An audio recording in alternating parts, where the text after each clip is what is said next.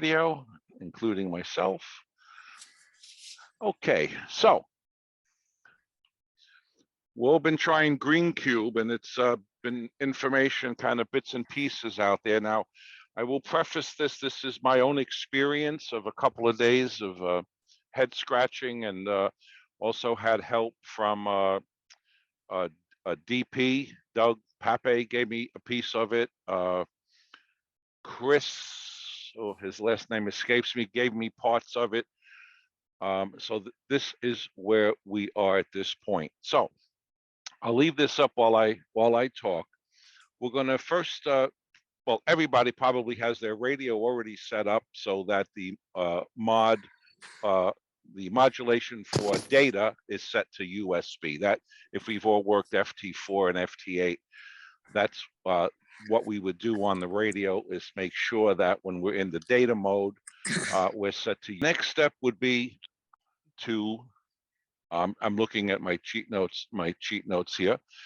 When we go to Greencube and we search, and I'm looking at my radio in real time here, the TLM GMSK is not going to come up in USB. It's going to come up in FM because that's how it comes down from the SAT folks. So as you know, we can click on the frequency. We can change the mode here on the downlink to USB data, and 435.310 for the frequency. Well, you're going to have that frequency. If you don't already have that frequency, that means that you have not gone to the TLE frequency database and have done an internet update. Now, for this discussion, we assume everybody is running the latest GA software. That's a given. You should be on the latest software, okay? Just make sure that you are doing that in the About tab. And Keith, we're at 8.2. I have some beta code here that I always test. Keith, yes, we should be at 8.2. We're at 8.2, okay? So make sure you guys are up at 8.2, because that's how this demo is being done. So we set the radio to single downlink. We're going to go to the TLE frequency database and update that. And then after we update that, we're going to modify it. So we come to the frequency here. Don't worry about the frequency up, frequency down, 435.310 USB data. You're going to save that, okay? Once you hit search and you do that, we're going to, I want to make sure I'm getting this in order. When you start tracking, wait until the radio gets set up, then you disable the radio. You say you do not enable the radio after the search has set up your radio. Then we're going to turn off the subband on the radio by holding the volume control, so that we now have one VFO. We have the top VFO on the radio, and we're going to re-enable the radio. That's going to set the one VFO on your radio to 435.310 plus or minus the Doppler. Right now, there is a one bit of a byte that is going to change, and it's a bug. Your filter next to your USB data on your radio, it has been changed to FIL2. You want to put it back to FIL1. That's fixed in Keith's next release of the code. He literally changed one bit in the CIV commands to the radio, okay? So where we're at now is we have the frequency, we have turned off the bottom VFO, we have set ourselves to USB data, and we have now using filter. Well, what is that? Can somebody mute? Who's okay? Now that I'm deaf in my other ear. Okay, so radio is set. You re-enable the radio. You're going to make sure you're on filter 1. So now the top VFO on your radio is 435.310. Okay, but now, you know, where in the world do we go to get our software? Well, that was a confusing thing because everything I was reading was with GNU Radio, and there was all kinds of stuff. And I got this email. I'm going to put this into chat, and I would suggest you guys look at chat. And that is where you are going to get the software that you need. What you're going to get is a TNC, and I'll take you through that, a TNC and a GUI for when it's on in Digipede. So it's, if you copy that, save that off, and what happens is when we put that in to our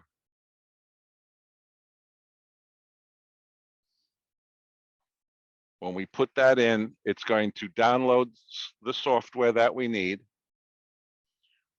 green TNC 4.zip.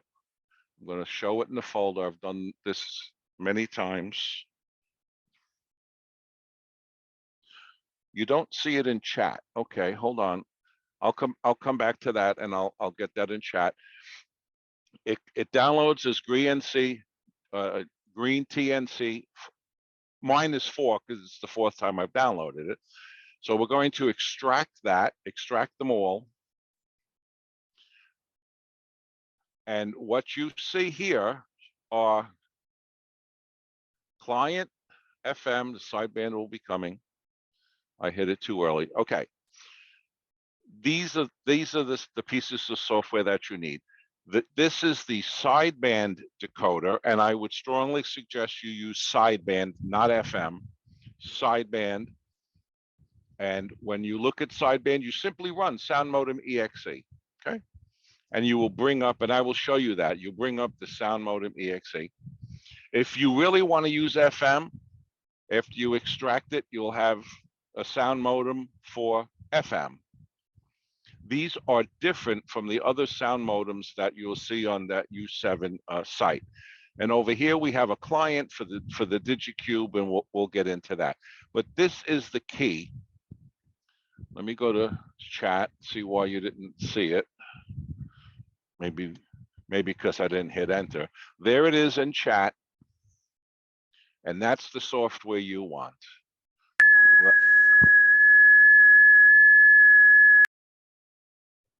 Well, that was nice and loud. Mike, do you know who that is? I don't, I'm trying to see. I know who it is.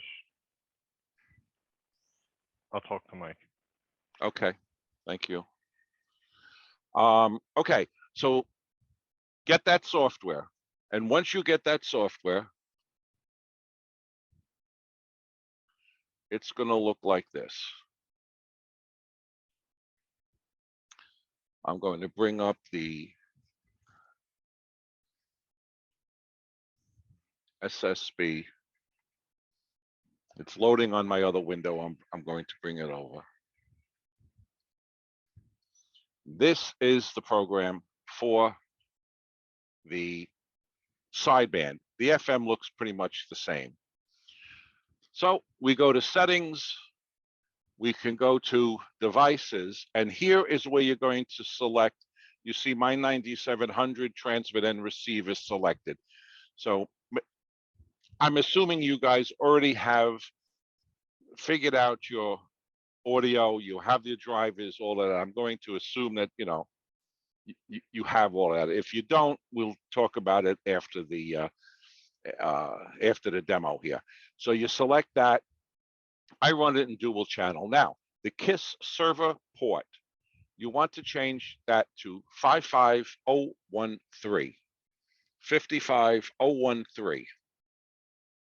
Okay. And you turn KISS on, and that's going to be used for the GUI. Okay, and I'll show you that in a minute. You're selecting your 9700 transmit and receive, and your PTT is your PTT for the 9700. It's one of the 2 COM ports, One will key it, one will not. From the drivers that I assume you have already installed in a 9700 if you've done packet or whatever on the satellite. So you select the, in my case, it's COM6, and that's, you can look in the sound settings of the PC. Okay. So we get all that done. The only other thing that we have to do at this point is wait for something to happen. Listen for the satellite. When the satellite comes up, you're going to tune, and this is the other critical factor here. First is finding the software, setting up that port, and then how do you tune this? Well, we know the frequencies. They're never exactly what are published due to temperature or what have you.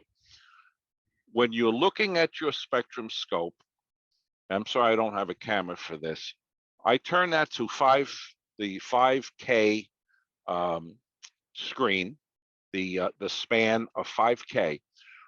When you start to see data, of course, on the spectrum scope, it's going to be to the right of center because it is upper sideband. And you're going to look at the same time, and I hope you can see down here, and Mike or Keith will tell me if you see the waterfall playing. We see it. Yes, we do. Okay. And you will see the data in here. Now, I do have a picture of that. Let me just get that picture. So here's something from what I copied today, and the data would look like this. You want to be sure, and this is where I went wrong for I don't know how many passes. Thank God they're up for an hour. You want to place this bar, this sliding bar, which is this sliding bar, over the data. It's very important. If you don't do that, you're not going to copy anything. That's sometimes what's left out in the notes. Do it like this. Here's one end, here's the other. Get it there. Now, you want to be at around 800 hertz here. If you're not, move the VFO slightly until the data is looking like this. Then don't worry about the frequency. Do not use the RIT. You don't want to use RIT. You want to actually move the VFO very slowly and 100 hertz so that the data on the packet is looking like this. Place the bar over it and you will start to copy. And this is what it starts to look like. See, here's the bar, and here's what the data looks like. And you say, okay, that's pretty cool. I'm copying some data here now. Okay. That is kind of the worst of it. Then we have a Greencube GUI, and the GUI looks like this. Now, these are getting updated fairly regularly, and for the life of me, I can't find my link for the GUI, but hang on a second. I think I have a link for the GUI. And what the GUI will do is it'll look like it'll take this data here and turn it into English, and you will see people calling a CQ because you have my call, the to call. So if I go NU1U in here, and the satellite was meant for store and forward, so there is a delay that you can put in so that when the satellite gets to the other side of the world, the theory was this person could download the message. Okay, that's great, but it's really not being used like that from what I can tell as far as store and forward. I hadn't seen much of that except one station, I think from China, that was trying to make a connection as this thing flew over the US. So they put the transmit delay to like, 5 seconds, 3 seconds, and then it starts to be like working AX25 packet on the ISS, where you send your packet up, and if you get the packet up, the Greencube will acknowledge it, that it's got it. Then if you wait 5 seconds, it will then transmit it out to NU1U. However, in the interim, other people will be uploading messages, and everybody is trying to, do the same thing. And after a while, it'll say that it's unable to retransmit because its buffer is full. And then once the buffer clears, it'll then start accepting more packets. And I think maybe it's 5 acknowledgements on the uplink before it says, no mas. Then NU1U will see a message coming in from me. Then he would answer it. Yeah, you're 5'9", FN 41, I'm guessing, I don't know. And then back and forth, and that's it. Then you're done. And you've made a contact. That's kind of how it's being used right now. Not so much as a store and forward. It's more like the packet traffic on the ISS. If I have something here for the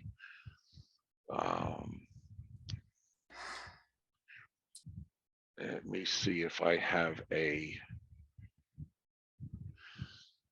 KISS TNC setup. You're going to put that same port number in, 55013, on the KISS TNC setup for the GUI. 55013 here and 55013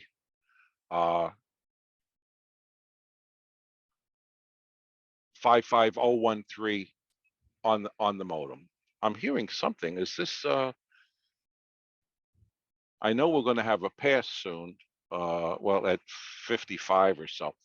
Okay, so very important, 55013, and that's how the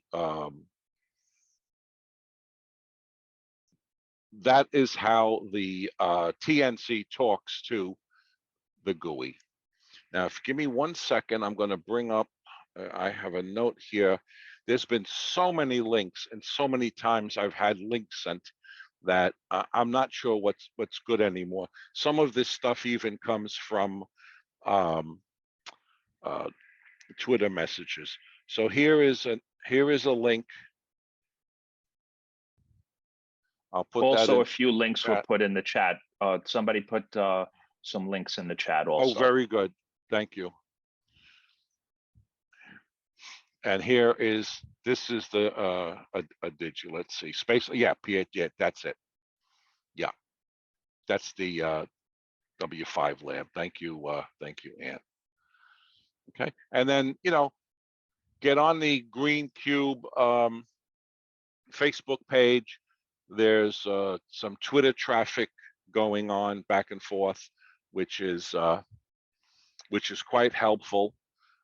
Again, I just put the pieces together here to try to copy, and I was successful. I worked FG8OJ Bert down in Guatemala. That was my first and only contact, because right now it's turned off for digipeating, but data is on, so you can practice.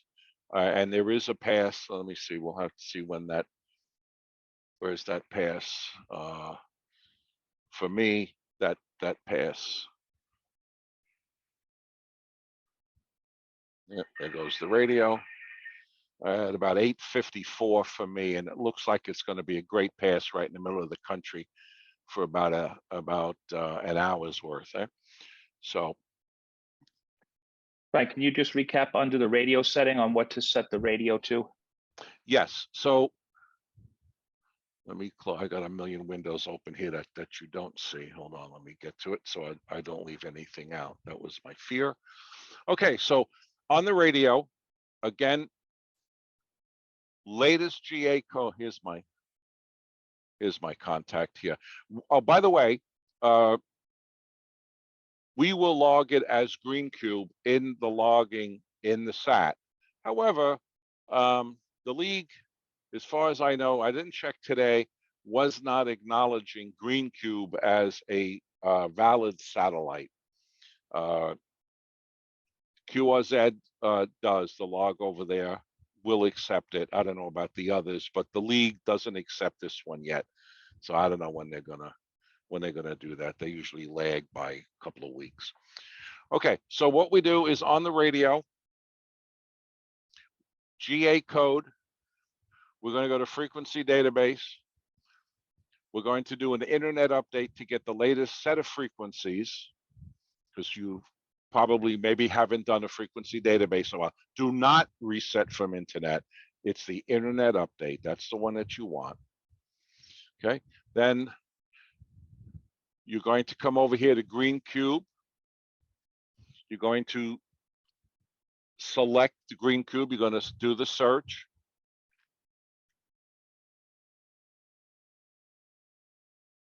Once the this here, you go to the, I went too fast, sorry, on the frequency here, on the down, you're going to click on the frequency. It's going to bring up this page. You're going to set the down frequency, which is correct, 435.310. You're going to set the mode to USB data, USB-D.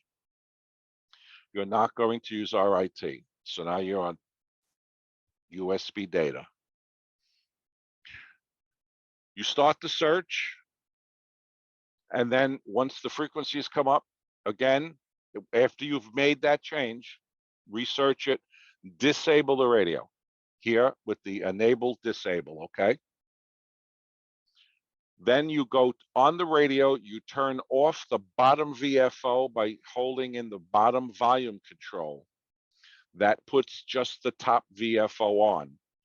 Pay no mind if it's on the wrong frequency, it probably will be. Don't worry about that. Now you re-enable, and when you enable, the radio will be set to 435.310. Do not research, because research will turn VFOs back on. So you don't want to do that. Right now, there is a 1-bit bug, literally, that is going to turn your radio to filter number 2 next to USB data. Just hit that twice, bring it back to filter 1. That's when the next software will be released, that fix will be in. You want to be on filter 1. I didn't notice that the first night, and I was on too thin of a filter. Yes, because we're set up for sideband. The sideband TNC. Right now, you can bring up the GUI. The GUI will not do anything when you're seeing data as it is now, just putting out the beacon data. You're not going to be able to decode that. So let's say you want to decode that. There is a decoder out there. I'm a little reluctant to go and run it because it requires VB6 and some other files that I don't understand, and I'm not willing to take the risk.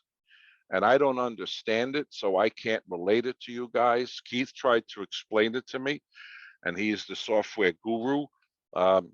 No, it's because it was explained to me it's not a package. It's just an exe file, but there's a lot of dependencies for it. I'm a voice over IP guy. I'm not a programming guy, so I didn't understand all the ramifications. And I figured it would either break ham radio deluxe or break something else, you know, any of my other decoders and things. So I am not sending data up to SAT-NOGs. But, you know, if you're so inclined, you can give it a whirl. Yes, the DK3WN, Steve, that is the decoder. Needs VB6, and you need to go and register some extra files. And I didn't want to take the chance of breaking something, because Keith explained to me that VB6 is quite old. I think it's not even supported anymore. But there is that decoder out there if you're so inclined. But you're on your own. I'm sorry, I can't help you. I can help you get the data. I can help you get on the Digi. This is the newer Digi. I'll show you here. This is the newer Digi, and these are always being improved. This is terrific because you now have macros that you can hit. See, it's starting to look like FT8, you know. You know, my call, the to call, the retransmit delay, and your message, and you would put in the call and you would hit send, and you know, then when you can send the info, you know, your 599 and I didn't put a real call in, and you hit your 73, or you can hit triple R, QSL request, whatever you want. All these buttons are available for you too. There is a finite number of characters. I don't remember how many, but let's keep it to what we send in FT8, short, you know, short messages to get your point across and get the contact. These are always being updated. You can, you know, you could set the font, the old man font here, and you know, 12 and 14 is great for me. The TNC setup again, don't forget 55013 is the port. That must be set, otherwise you'll be disappointed. And then data will start, you'll start seeing real data. This particular one, 09, whenever it sees your call, it lights up in you know, like an orange or a yellow or something. It's really starting to look like, you know, an FT8, but not automated. And it's a lot of fun because the footprint is ginormous, bigly, really bigly. And you know, us East Coast folk can maybe finally work Hawaii for the 50th state. And really start working some good DX. It's a MEO, I guess, medium Earth orbit instead of low Earth orbit. So yeah, that's it doesn't display digipede. Wait a minute, hang on. I was somehow able to get it running without a call for VB6. Oh, really? Okay. Steve KS1G says, and it doesn't display digipeater status as far as I can tell. Yeah, there was one of these Greencube digipeater things. I was going to have something tell you when it received a beacon if the digi was on. I have not seen that yet, but so that's pretty much it. If sorry I can't help you with decoding the data, but hopefully next week you'll be able to start making some calls in up on this thing, and it's just great. I wasn't around. I had the ham license, but I wasn't around on the earliest satellites when this was pretty common and it was on sideband. So it's great fun for me to be able to work some more DX. So Mike, if you want to open up for questions,